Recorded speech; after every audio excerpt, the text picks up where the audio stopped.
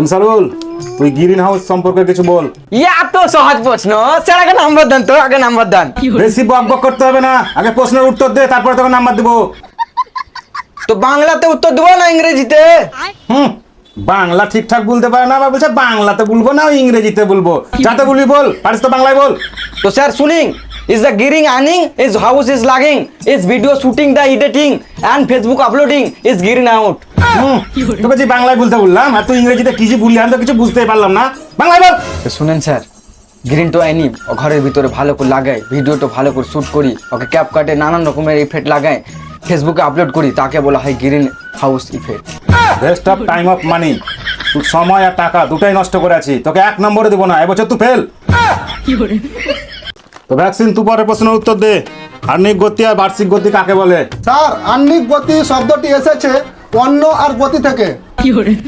Sir, অন্য কথার অর্থ হলো ভাত। স্যার ভাত দেবেন নাকি? ভাত দেবো না, তোকে লাভ দেবো। আই ভাই তুই চুপ কর, তুই তো ফেল করেছিস, তোর লেগে আমিও ফেল করবো।